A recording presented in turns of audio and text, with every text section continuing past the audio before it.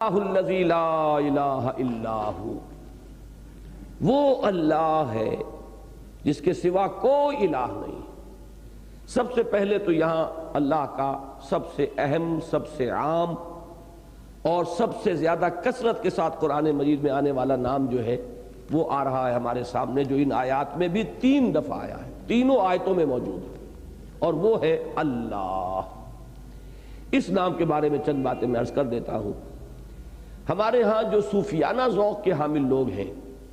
وہ یہ کہتے ہیں یہ اللہ کا اسم علم ہے، اسم ذات ہے، یہ اسم جامد ہے، کہیں سے نکلا نہیں ہے، اس میں مشتق نہیں ہے۔ یہ اب یہ مشتق اور جامد یہ تو گرامر کی وہ اصطلاحات ہیں، کہیں آپ نے ہائی اسکول میں پڑھی ہوں گی کہ جیسے اب لاہور ہے، کہیں سے نکلا نہیں ہے، یہ لاہور لفظ ہے، اپنی جگہ پر جامد ہے، علامت کا کام دیتا ہے، ایک شہر کا نام ہے، اللہ اللہ خیر سے۔ لیکن یہ کہ ایک صفت کوئی ہے اور اس صفت سے کوئی نام بنا لیا جائے، عالم العالم، اب العالم جب بنے گا وہ نام بن جائے گا، وہ چونکہ اس میں معرفہ ہو گیا، لیکن یہ کہ وہ صفاتی نام رہے گا۔ تو جو ہمارے صوفیانہ مزاج کے حامل ہیں محققین، ہمارے سلف، ہمارے اسلاف، ان کی رائے یہ ہے کہ یہ اللہ کا اسم ذات ہے اور اسم جامد ہے، اسم علم ہے، جبکہ اکثر نحویین کا اس بات پر اجماع ہے کہ یہ بھی اللہ کا صفاتی نام ہے۔ میری ذاتی رائے بھی اس دوسری رائے کے حق میں ہے، بلکہ میں جرأت کر رہا ہوں اپنی ایک رائے کے اظہار میں، اور وہ چونکہ میں پہلے بھی بیان کر چکا ہوں اس لیے صرف دہرانے کے درجے میں بات ہے کہ جہاں تک ذات باری تعالیٰ کا تعلق ہے، اس کے اسماء تو میرے نزدیک سورہ حدید میں آئے ہیں، هو الاول والآخر والظاہر والباطن، اور وہ واحد مقام ہے جہاں اسماء کے مابین حرف عطف واو آیا ہے۔ باقی پورے قرآن مجید میں یہیں آپ دیکھیں گے 4 بھی آئے ہیں، 8 بھی آئے ہیں، لیکن یہ کہ کہیں بھی ان کے درمیان حرف عطف نہیں۔ پورے قرآن مجید میں 2 کے تو ہزاروں جوڑے قرآن مجید میں اسماء باری تعالیٰ کے بن جائیں گے، لیکن یہ کہ علیم الحکیم، یا هو العلیم الحکیم، اب یہ تو آیات ختم ہو رہی ہیں، هو الغفور الرحیم، هو السمیع البصیر، هو العزیز الحکیم، جوڑے تو بے شمار ہیں، لیکن یہ کہ 4 بھی آئے، جیسے کہ سورہ جمعہ کی پہلی آیت میں یسبح للہ ما فی السماوات وما فی الارض الملک القدوس العزیز الحکیم، حرف واو نہیں۔ یہاں 8 آ رہے ہیں، الملک القدوس السلام المومن المہیمن العزیز الجبار المتکبر، کہیں حرف عطف نہیں۔ واحد وہ مقام ہے هو الاول والآخر والظاہر والباطن، اور وہی مقام ہے جہاں جو بھی کچھ ہمیں بتایا جا سکتا ہے اور بتایا گیا ہے، اور جس حد تک کسی درجے میں ہمارے ذہن کی رسائی ہو سکتی ہے ذات باری تعالیٰ کے ضمن میں، تو وہ تو ان 4 اسماء سے سمجھ میں آئے گی۔ باقی جتنے اسماء ہیں یہ سب صفاتی نام ہیں، اللہ تعالیٰ کا صفت کا نام ہے یہ بھی اللہ، اور یہ الالہ ہے اصل میں، الہن، یہ الہن جو ہے یہ نکرہ ہو گیا، معبود، اس کے معنی کیا ہے وہ میں ابھی عرض کر دوں گا۔ اس پر جب الف لام داخل ہوگا الالہ، اور یہ دونوں لام جڑ گئے، بیچ میں کا الف جو ہے وہ اس میں سے حذف ہو گیا، تو یہ اب اللہ بن گیا۔ تو یہ دوسری رائے ہے۔ میں نے عرض کیا کہ پہلی رائے کہ یہ اسم علم ہے، اسم ذات ہے اور اسم جامد ہے۔ دوسری رائے کہ یہ بھی صفاتی نام ہے اور الہ پر الف لام کے داخل ہونے سے بنا ہے، یہ بھی اللہ تعالیٰ کے دوسرے صفاتی ناموں کی طرح صفتی نام ہے۔ بہرحال میری رائے اس دوسرے کے حق میں جو میں عرض کر چکا۔ اب یہ کہ یہ نام اصل میں سب سے زیادہ کثرت سے استعمال ہوا قرآن مجید میں، اس کی وجہ کیا ہے کہ عربوں میں یہ نام پہلے سے بہت کثرت کے ساتھ مستعمل تھا، میرے نزدیک یہ سبب ہے، یہ ہے اصل وجہ۔ اس لیے کہ جس قوم سے بات کرنی ہے، جس قوم کو سمجھانا ہے، جو قوم مخاطب اول ہے، جس سے آئندہ کے لیے انسٹرومنٹ بنانا ہے، ذریعہ بنانا ہے، ظاہر بات ہے کہ اس کی ذہنی سطح جو ہے اس کے مطابق کلام کرنا یہ حکمت کا تقاضا ہے، کلم الناس علی قدر عقولہم۔ تو یہی نام تھا جو معروف تھا، یہی نام تھا جو ان کے ہاں بہت زیادہ مستعمل تھا، لہذا قرآن مجید میں بھی سب سے کثرت سے یہ نام آیا ہے۔ میں یہ ہند سے عدد جو ہے نوٹ کر کے لایا ہوں کہ اللہ حالت رفعی میں قرآن مجید میں 980 مرتبہ آیا ہے، حالت نسبی میں اللہ یہ 592 مرتبہ آیا ہے، حرف جار کے ساتھ یا مضاف ہو کر، مضاف الیہ ہو کر، مجرور ہو کر اللہ ہے، یہ 1125 مرتبہ آیا ہے، تو 2697 مرتبہ قرآن مجید میں یہ اللہ کا یہ نام اللہ وارد ہوا ہے۔ کل آیات جو ہے 6000 سے کچھ اوپر ہیں، اس کا مطلب ہے تقریباً نصف تعداد ہے لگ بھگ قرآن مجید کی آیات کی کہ جس میں یہ اللہ کا نام قرآن مجید میں وارد ہوا۔ اب صرف ایک بات اور سمجھ لیجئے، قاضی سلیمان نے اپنی اس کتاب میں رحمہ اللہ 6 مفہوم بیان کیے ہیں اس مادے کے، الہا ولاہا، یہ مختلف اس کے شکلیں ہیں، لیکن عام طور پر یوں سمجھیے کہ 3 میں آپ اسے گروپ کر سکتے ہیں۔ الہ تو الی فلان، میں نے اس کی طرف رجوع کیا تسکین حاصل کرنے کے لیے، اور ایک لفظ آتا ہے ولہا، والہانہ، جیسے ہم اردو میں استعمال کرتے ہیں، اور اس میں ہے محبت، انتہائی محبت۔ ایک ہے الہ الفصیل الی امہ، کہ اگر کہیں بکری ہے یا بھینس ہے یا گائے ہے یا اونٹنی ہے، اس کے بچے کو آپ نے، دودھ پیتا بچہ، اسے باندھا ہوا تھا، کہیں بھوکا تھا، ذرا کہیں رسی کھل گئی تو جس طرح وہ لپکتا ہے اپنے ماں کے تھنوں کی طرف، اس کے لیے کہتے ہیں کہ لپکا وہ بچہ اپنے ماں کی طرف، یعنی احتیاج میں اپنی ضرورت کو پورا کرنے کے لیے، اپنی مشکل کشائی اور حاجت روائی کے لیے رجوع کرنا کسی کی طرف، اس کے لیے بھی مادہ مستعمل ہے۔ ایک یہ کہ کوئی ایسی ہستی جو بہت اعلیٰ اور عرفہ ہو، جس کی کنہ تک رسائی ممکن نہ ہو، اس کے لیے بھی یہ مادہ مستعمل ہے۔ تو ان 3 چیزوں کو جمع کر لیجئے تو واقعہ یہ ہے کہ جامع ترین نام یہی بنے گا اللہ کا، اس پہلو سے کہ ایک ہے ایک تصور الہ جو کہ عوام الناس کا ہے، ذہنی سطح جن کی اونچی نہیں ہے، ان کے لیے اصل میں خدا کا تصور کیا ہے؟ حاجت روا، مشکل کشا، تکلیف رفع کرنے والا، رزق بہم پہنچانے والا، شفا عطا فرمانے والا۔ تو ان کا جو رجوع ہوتا ہے کسی معبود کی طرف، اس کی اصل جو اس کا جذبہ محرکہ ہوتا ہے وہ اپنی مشکل کشائی، اپنی حاجت روائی۔ یہ تو وہ ہو گیا کہ جو الہ الفصیل الی امہ، اس میں جو مفہوم آتا ہے گویا کہ یہ سطح ہے عوام الناس کی، کہ یہ سطح ان کے ذہن کی ہے الہ کے بارے میں۔ اب خواص کو 2 حصوں میں تقسیم کیجئے۔ خواص میں وہ کہ جو فلسفیانہ ذوق رکھتے ہیں،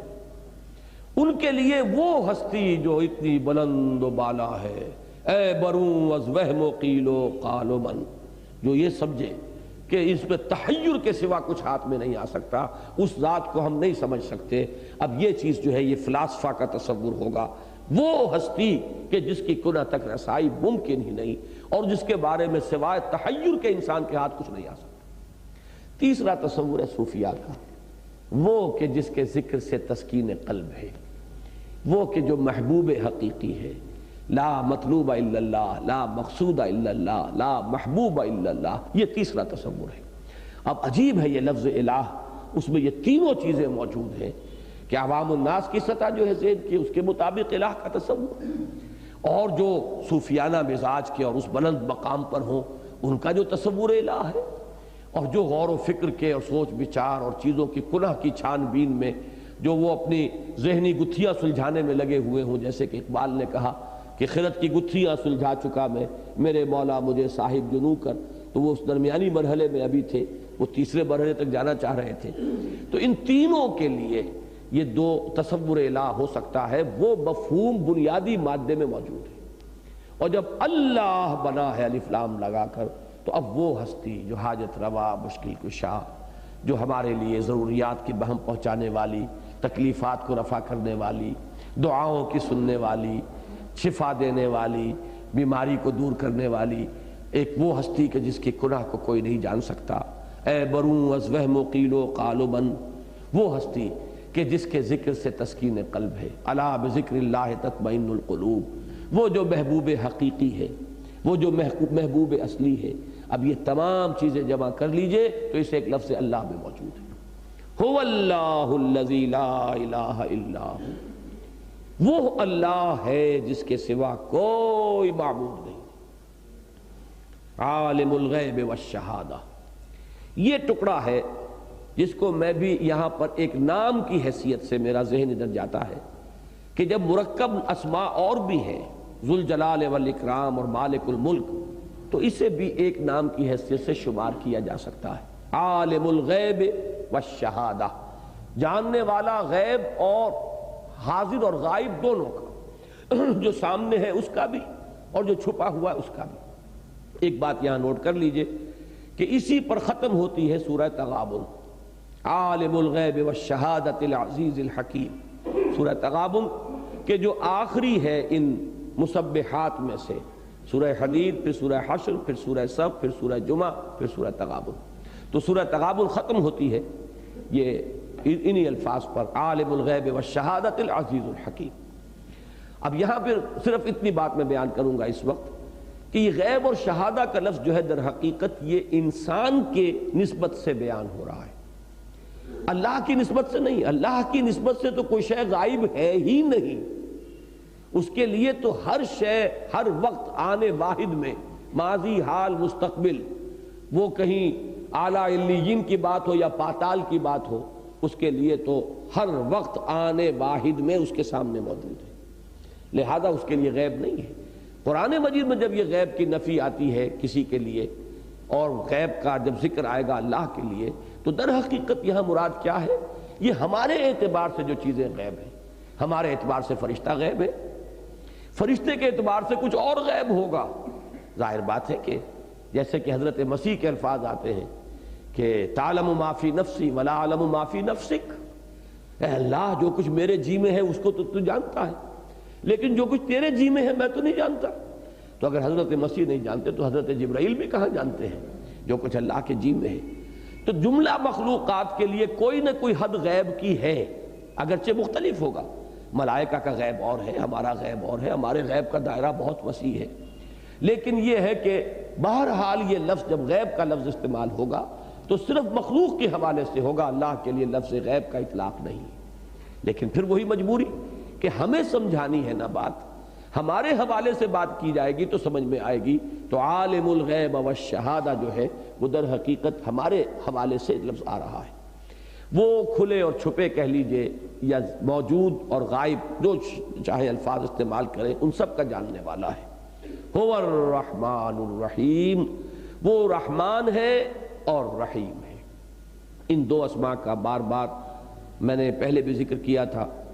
کہ ان اسماء کو تو خاص طور پر نمایاں کرنے کی ضرورت ہے، اور ہم کیا نمایاں کریں گے، اللہ نے نمایاں کیا۔ سورہ فاتحہ شروع اسی سے ہوتی ہے، آیت بسم اللہ میں اللہ رحمان الرحیم یہی تین الفاظ ہیں، اور یہی آیہ مبارک کا جو ہے قرآن مجید میں 114 مرتبہ موجود ہے، 113 مرتبہ سورتوں کے اوپر موجود ہے سورتوں سے پہلے، اور 114ویں مرتبہ چونکہ ایک سورت کے آغاز میں نہیں ہے سورہ توبہ کے، تو وہ تعداد پوری ہو جاتی ہے سورہ نمل کے اندر کہ انہو من سلیمان و انہو بسم اللہ الرحمن الرحیم۔ تو اس اعتبار سے سب سے زیادہ یہ الفاظ آ رہے ہیں، اور یہ رحمان اور رحیم میں جو نسبت ہے یہ بھی نوٹ کیجئے کہ واحد یہی ایک جوڑا ہے اسماء کا جو ایک مادے سے ہے، رحمت، مادہ ایک ہے، اسی سے لفظ رحمان، اسی سے لفظ رحیم۔ اور میں نے بارہا عرض کیا ہے، اس وقت نہیں ہے کہ ہمیں سب سے زیادہ احتیاج اصل میں اللہ کے اس نام کی ہے، لہذا اسی سے پکارو، اسی کے حوالے سے یا رحمان و یا رحیم، یہ جو ہے اللہ کو پکارنے کے لیے، اس لیے کہ ہمیں سب سے زیادہ احتیاج اللہ کی رحمت کی ہے۔ جیسا کہ حضور نے فرمایا صلی اللہ علیہ وسلم، اول تو یہ کہ اس دنیا میں جو بھی کچھ ہے، ایک حدیث میں آتا ہے کہ اللہ نے اپنی رحمت کے 100 حصے کیے، 99 اپنے پاس رکھے، ایک حصہ وہ ہے جو پورے خلق میں تقسیم کر دیا ہے۔ تو جو بھی شفقت اور محبت اور مودت اور باہمی رحمت جو بھی خلق کے اندر موجود ہے، ماں کی محبت اور شفقت اولاد کے لیے، حیوانات میں، انسانوں میں، بھائیوں کی محبت آپس میں، شوہر اور بیوی کی محبت آپس میں، یہ تمام محبتیں اللہ کی اس رحمت کے 100ویں حصے کا ظہور ہے جو کل خلق میں تقسیم کی گئی۔ گویا کہ یہی یہاں پہ ہمارے اس پورے نظام کو قائم رکھنے والی شے ہے، یہی رحمت ہے جس کی وجہ سے ماں بچوں کو پال رہی ہے، والدین اپنا پیٹ کاٹتے ہیں، انہیں کھلاتے ہیں، اپنا موٹا جھوٹا پہن لیں گے، انہیں اچھا پہنائیں گے، یہ سارا نظام چل رہا ہے اسی کے بل پر۔ اور اسی کو کہا گیا ہے، بہت پیارا شعر ہے کہ من نہ کردم خلق تا سودے کنم بلکہ تا بر خلق جودے کنم، میں نے یہ تخلیق اس لیے تو نہیں کی ہے کہ میرا کوئی فائدہ اس میں ہے، کوئی نفع مجھے اس سے حاصل کرنا ہے، بلکہ میں اپنی رحمت اور اپنی سخاوت کے ظہور کے لیے یہ مخلوق جو ہے اس کو میں نے تخلیق کیا ہے تاکہ میری رحمت کا ظہور ہو سکے اور میری سخاوت جو ہے اس کا ظہور ہو سکے۔ اسی میں یہ بھی آتا ہے کہ حضور نے فرمایا کہ کوئی شخص جنت میں داخل نہیں ہو سکے گا جب تک کہ رحمت خداوندی دستگیری نہ کرے۔ اب صحابہ حیران ہوئے اور پوچھا کہ کیا آپ بھی؟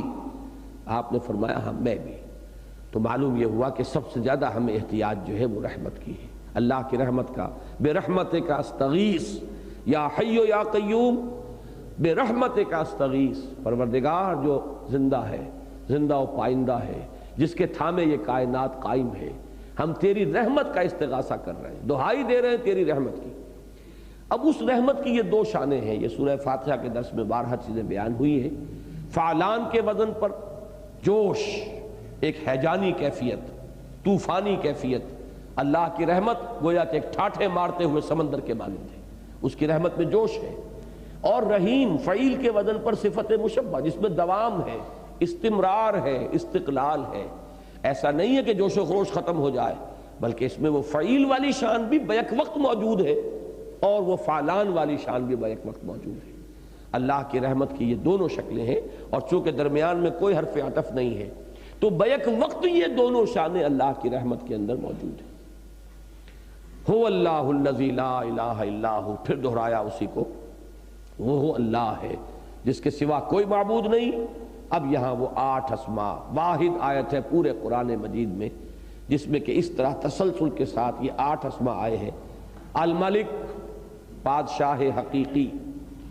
یہ گویا کہ اس اعتبار سے بہت اہم ہے کہ اللہ کی سوورنٹی کا کانسیپٹ ہے کہ جس پر اسلام کے تمام سیاسی تصورات کی اساس قائم ہے۔ اور آپ نے نوٹ کیا ہوگا جنہیں یاد ہے اب بھی، سورہ حدید میں ان 6 آیات میں 2 مرتبہ آیا لہو ملک السماوات والارض یحیی ویمیت وہو علی کل شیء قدیر، لہو ملک السماوات والارض وإلی اللہ ترجع الامور۔ ان 6 میں سے آیت نمبر 2 اور آخری 6 آیت میں یہ اللہ کی اس بادشاہی کا ذکر ہے۔ آسمانوں اور زمین کی بادشاہی اسی کی ہے، آسمانوں کی زمین کی ایک تکوینی بادشاہی ہے، وہ تو اس کی ہے ہی، تشریعی طور پر بھی وہی حاکم ہے، وہی ہے ملک کا مالک، مالک الملک اور حاکم حقیقی۔ اور اسی اصول پر بنیاد ہے اسلام کے سیاسی نظام کی کہ سوورنٹی صرف اللہ کی، سروری زیبا فقط اس ذات بے ہمتا کو ہے، حکمراں ہے ایک وہی باقی بتانے آزری۔ القدوس، پاک، یہ لفظ جو ہے سبوح اور قدوس دونوں ساتھ ساتھ ہمارے ہاں بعض مواقع پر آتے ہیں۔ قدوس وہ ہستی ہے جس میں کہ کوئی کسی قسم کا کوئی عیب، کوئی نقص، کوئی ضعف، کوئی احتیاج، کوئی کوتاہی کسی قسم کی موجود نہ، ہستی کامل۔ اس میں دیکھیے الملک اور القدوس یہ دونوں مل کر بہت ہی نمایاں طور پر جوڑا بنتا ہے، اس لیے کہ وہی ہستی جو ہر ضعف، ہر احتیاج، ہر نقص سے پاک ہو، وہی در حقیقت مالک حقیقی اور بادشاہ حقیقی بننے کی مجاز ہے، اسی کو حق حاصل ہے۔ ورنہ یہ کہ جہاں بھی کوئی کمی ہوگی ظاہر بات ہے کہ پھر وہ سلطنت میں اس کے رخنے پیدا ہوں گے، انتظام جو ہے اس میں گڑبڑ ہوگی۔ لہذا الملک القدوس، یہ 2 اسماء اسی طریقے سے آئے ہیں سورہ جمعہ کی پہلی آیت میں بھی، یسبح للہ ما فی السماوات وما فی الارض الملک القدوس العزیز الحکیم۔ السلام، المؤمن، المہیمن، یہ 3 جو ہیں اب آ رہے ہیں، یہ ایک ان کو بریکٹ کیجئے، یعنی ان 8 کو آپ اس طرح جمع کیجئے معنی کے اعتبار سے کہ پہلے 2 کو بریکٹ کیجئے، معنوی اعتبار سے ان کے درمیان بڑا گہرا لنک ہے، آخری 2 اور اس آخری 3 اور درمیان کے 3، تو الملک القدوس اور اس کے بعد 3 کیا ہے؟ السلام، المومن، المہیمن۔ السلام سراپا سلامتی، بلکہ سراپا سالم۔ اب یہ لفظ جو ہے سراپا سالم، جس کے اندر کہیں کوئی نقص نہیں، عیب نہیں، کوئی کمی نہیں، یہ القدوس کے ساتھ جڑ جائے گا۔ لیکن جو سراپا سلامتی ہے وہی سلامتی دینے والا ہے، سلامتی بخشنے والا ہے، وہ سراپا سلامتی بھی ہے اور سلامتی بخشنے والا بھی ہے۔ المومن لفظی ترجمہ ہے امن دینے والا، امن عطا فرمانے والی ہستی وہی ہے، اور یہ وہ امن جو داخلی امن ہے جو سورہ انعام میں فرمایا گیا، ای الفریقین احق بالامن ان کنتم تعلمون الذین آمنوا ولم یلبسوا ایمانہم بظلم اولئک لہم الامن وہم مہتدون۔ یہ داخلی امن اور سکون اگر حاصل ہو سکتا ہے انسان کو تو وہ صرف اللہ پر ایمان کے ذریعے سے۔ تو امن دینے والا، المہیمن، اس کے کئی ترجمے کیے گئے ہیں۔ یہ آتا ہے پرندے کے لیے، جب پرندہ اپنے بچوں کو اپنے پروں تلے چھپا لیتا ہے، تو یہ حفاظت کا ایک مفہوم ہے۔ اس میں دو مفہوم ہے، حفاظت بھی اور نگرانی اور نگہبانی بھی۔ نگرانی اور نگہبانی دونوں جو ہے اس سے مفہوم ادا ہو گیا۔ نگہبانی میں حفاظت ہے، اور نگرانی یہ ہے کہ ایک طرح سے یعنی کوئی کسی غلطی کا ارتکاب نہ ہونے پائے۔ تو المہیمن اللہ تعالیٰ نگران ہے اور پناہ دینے والا ہے۔ العزیز، الجبار، المتکبر، ان تینوں کو بریکٹ کیجئے۔ العزیز وہ ہستی، بارہا عرض کر چکا ہوں، اور سورہ حدید کے شروع میں بھی جو اسماء آئے تھے، سبح للہ ما فی السماوات والارض وہو العزیز الحکیم، اور یہ سورہ مبارکہ شروع ہوئی تھی سبح للہ ما فی السماوات وما فی الارض وہو العزیز الحکیم۔ العزیز یہاں آیا ہے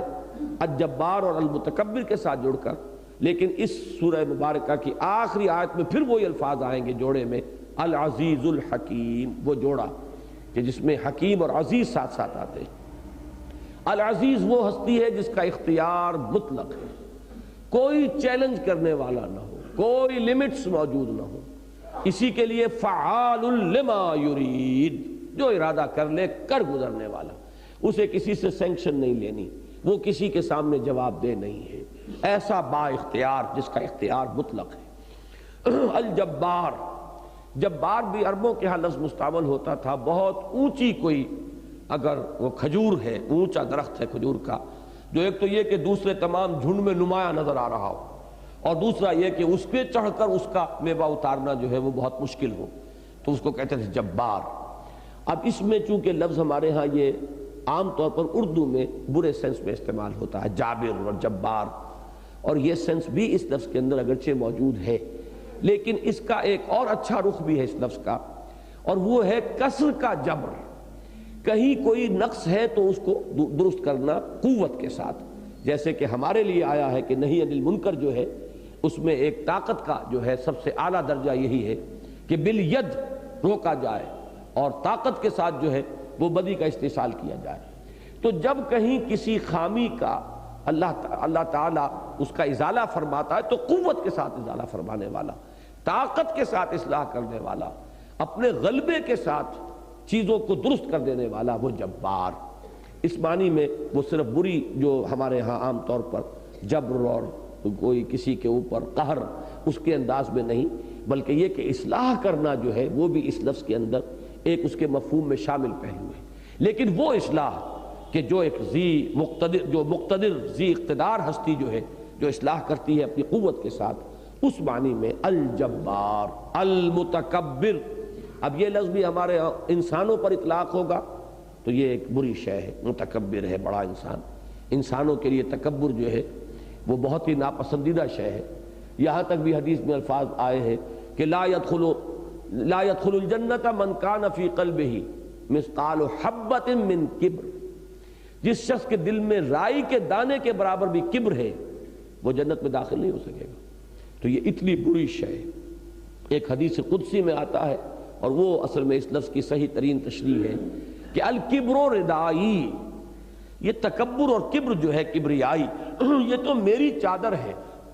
تو جو کوئی مخلوق میں سے تکبر کرتا ہے وہ گویا کہ میری چادر میرے کاندھے سے گھسیٹ رہا ہے۔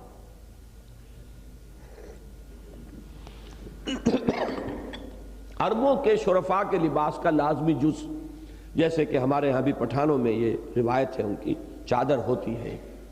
اور ظاہر بات ہے کہ ہر شخص کے سٹیٹس کے اعتبار سے ان کی وہ چادر ہوتی تھی کہ کس نے کیسا دوشالہ جو ہے کندھوں پر ڈالا ہوا ہے، کس کی چادر کتنی قیمتی ہے، کس بیچارے کی چادر جو ہے معمولی سی ہے، تو سٹیٹس کا تعین اس چادر سے ہوتا تھا۔ اور کسی شخص کی توہین کا سب سے زیادہ نمایاں طریقہ یہ ہوتا تھا کہ چادر گھسیٹ لی جائے اس کی۔ یہ چادر کا گھسیٹ لینا کسی کندھے سے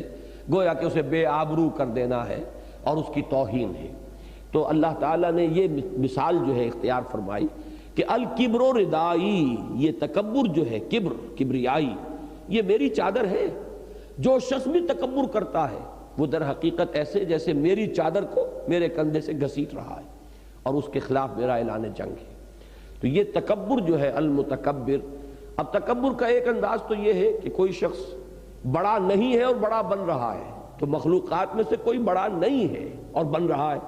اللہ فی الواقع بڑا ہے اور وہ اپنی بڑائی کا اعلان کرنے والا ہے، اپنی بڑائی کا ڈنکے کی چوٹ جو ہے وہ اعلان کرتا ہے۔ تو یہ ہے المتکبر۔ یہ 8 اسماء آئے، الملک القدوس، السلام، المومن، المہیمن، العزیز، الجبار، المتکبر۔ سبحان اللہ عما یشرکون، پاک ہے اللہ ان چیزوں سے جو یہ شرک کر رہے ہیں، جو یہ صفات اللہ کی طرف جو میں نے آیات آپ کو سنائی، سبحانہ وتعالی عما یصفون، تو یہ جو ان لوگوں نے جو صفات گھڑ لی ہیں یا جو بھی اللہ کے ساتھ ذوف اور احتیاج کے تصورات جو ہیں وہ منسوب کر دیے ہیں۔ مثلا اب سارے شرک کی بنیاد یہ ہے کہ جیسے بڑا بادشاہ ہوتا ہے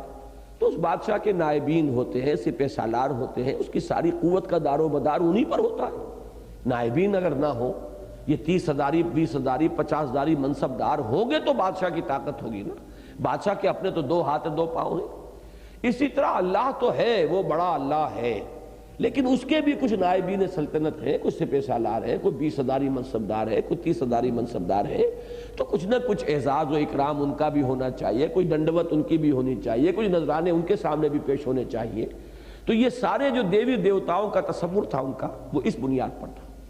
یہ گاڈز اینڈ گاڈسز جو ہیں یونان کے اور روما کے، وہ اسی بنیاد پر ہیں، اسی بنیاد پر آلہہ کا تصور تھا۔ تو انہوں نے در حقیقت اللہ کے بارے میں یہ تصور قائم کیا کہ اس کی قوت کا دار و مدار بھی اپنے نائبین سلطنت کی قوت پر ہے۔ یہ ہے وہ جو اللہ کے شایان شان نہیں ہے۔ سبحانہ وتعالی عما یشرکون، جو شرک یہ کر رہے ہیں اللہ پاک ہے اور بہت بلند و بالا ہے، اعلیٰ اور عرفہ ہے ان کے تصورات سے۔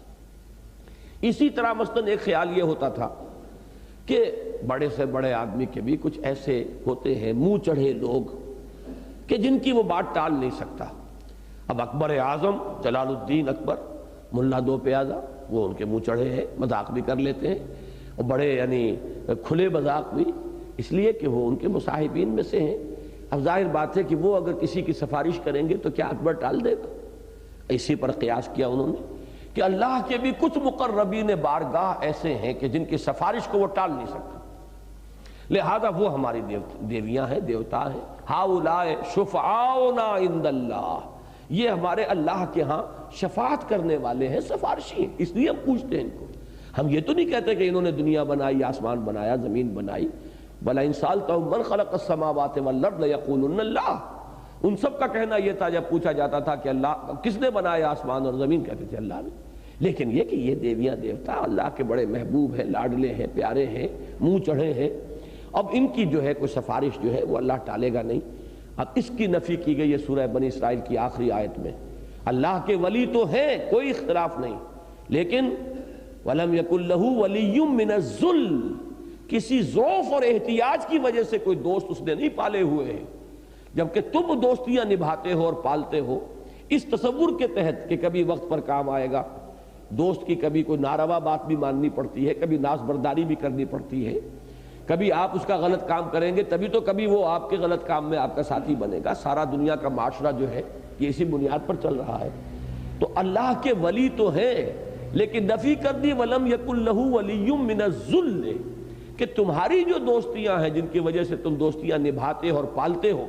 کہیں یہ تصور اللہ کی دوستیوں کے ساتھ شامل نہ کر لینا، اس کا کوئی بھی دوست کسی ضعف یا احتیاج کی وجہ سے نہیں ہے، کسی کمزوری کی وجہ سے نہیں ہے، وہ تو خود القوی العزیز ہے،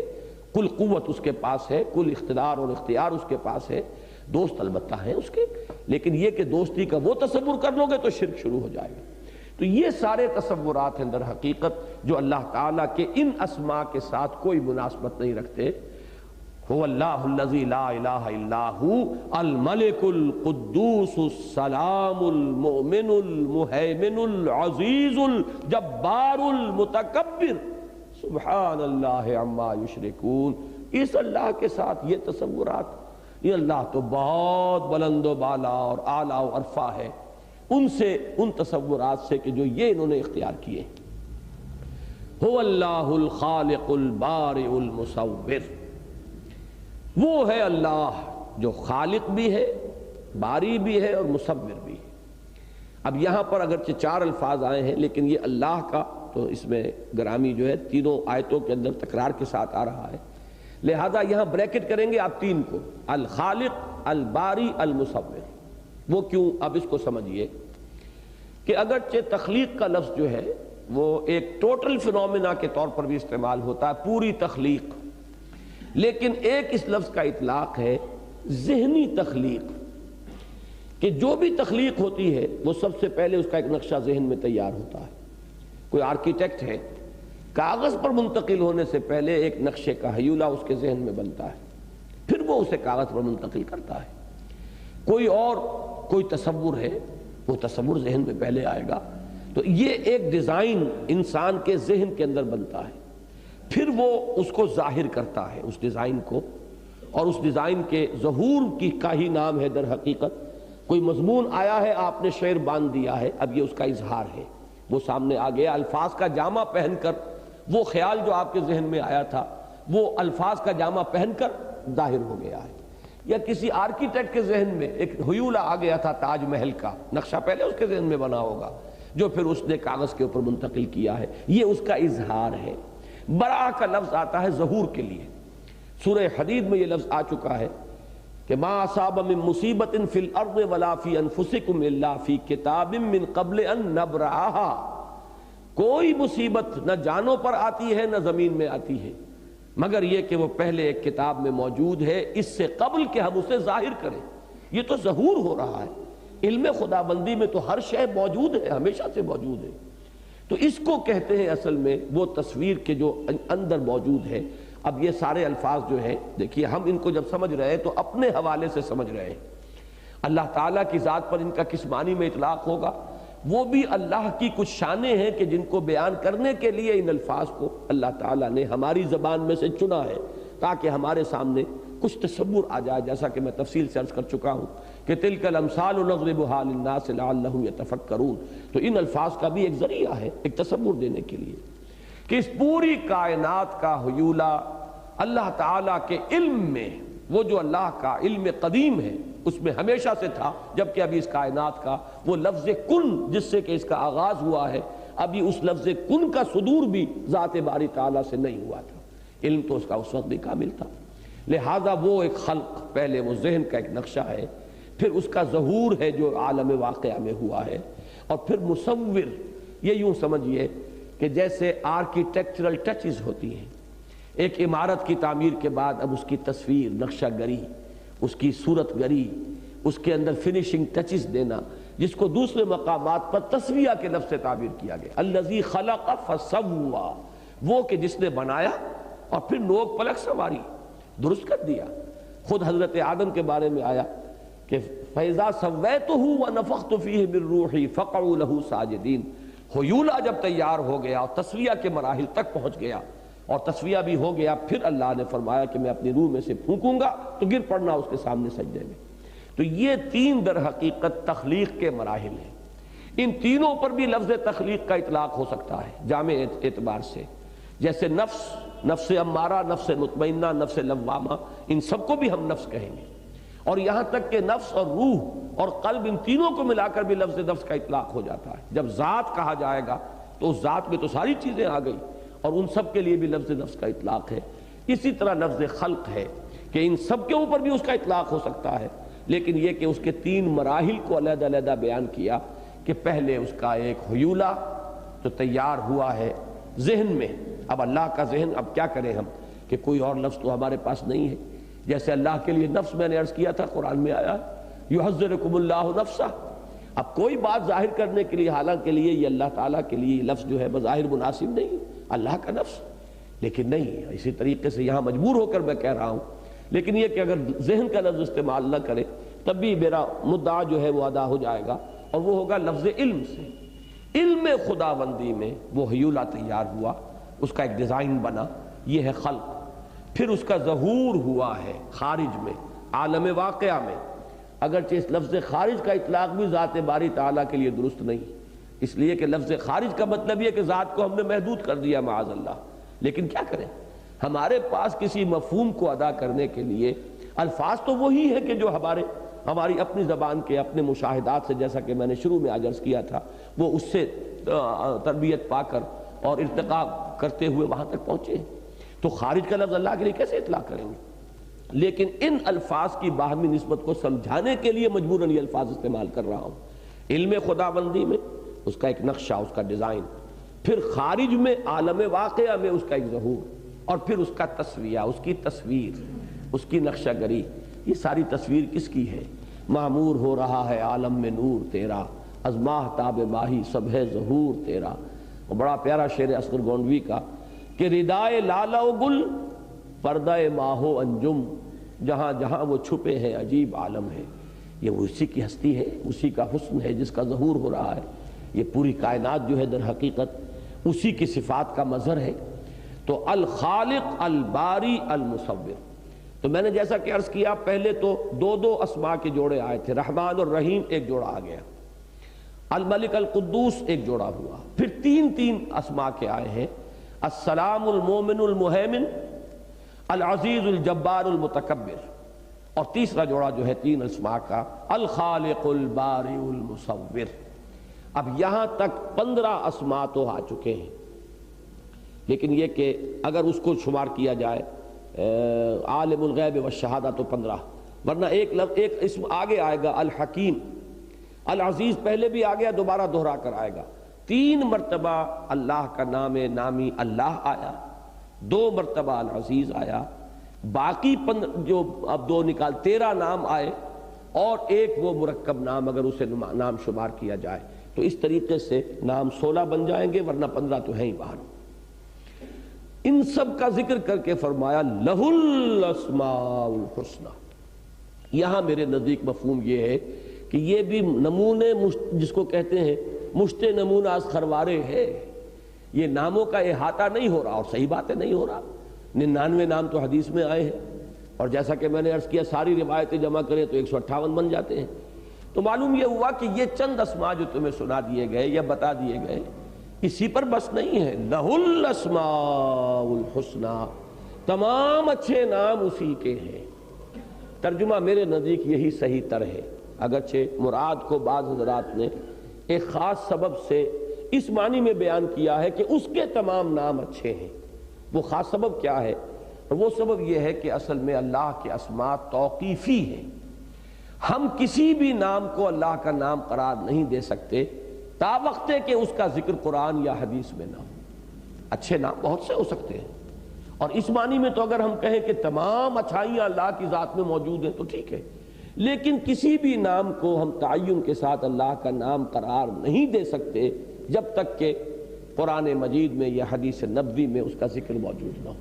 ان کو کہتے ہیں توقیفی امور، کہ جو ہمارے قیاس پر اور ہمارے گمان پر اور ہماری منطق پر ان کا دار و مدار نہیں ہے، بلکہ تمام تر دار و مدار جو ہے وہ حضور کے بتانے پر اور قرآن مجید میں ان کے ورود پر ہے۔ تو یہ تمام اسماء توقیفی ہیں، اور اس میں جیسے کہ قرآن مجید میں بارہا فرمایا گیا کہ انبیاء اور رسول اور بھی بہت سے آئے ہیں سوائے ان کے کہ جن کا قرآن میں ذکر ہے، لیکن تعین کے ساتھ ہم کسی کو نہیں کہہ سکتے یقین کے ساتھ کہ وہ اللہ کا نبی یا رسول تھا سوائے ان کے کہ جن کا ذکر قرآن اور حدیث میں ہے۔ تو بالکل اسی طرح سمجھیے لہ الاسماء الحسنی دونوں ترجمے ہوں گے، یسبح لہ ما فی السماوات والارض۔ اب اس کو دہرانے کی ضرورت نہیں ہے، سورت شروع ہوئی تھی اسی سے، فرق صرف یہ ہے کہ وہاں فعل ماضی تھا، یہاں فعل مضارع ہے۔ وَهُوَ الْعَزِيزُ الْحَكِيمُ، اور وہ العزیز ہے، الحکیم ہے۔ یہ بھی شروع میں آ چکا ہے، پہلی آیت اس سورہ مبارکہ کی، اور سورہ حدید کی پہلی آیت میں بھی آیا، اور میں عرض کر چکا ہوں آپ سے کئی بار کہ یہ جوڑا جو آتا ہے العزیز اور الحکیم بڑی گہری حکمت ہے۔ ایک طرف وہ ہستی جس کا اختیار مطلق، لیکن یہ اختیار مطلق غلط استعمال نہیں ہو سکتا، اس لیے کہ وہی ہستی الحکیم بھی ہے کہ اس کی حکمت بھی کامل ہے۔ تو یہ دونوں الفاظ ایک دوسرے کو بیلنس کرتے ہیں۔ چونکہ وقت ختم ہو رہا ہے میں اسی پر اکتفا کر رہا ہوں۔ بارک اللہ لی ولکم فی القرآن العظیم ونفعنی وإیاکم بالآیات والذکر الحکیم۔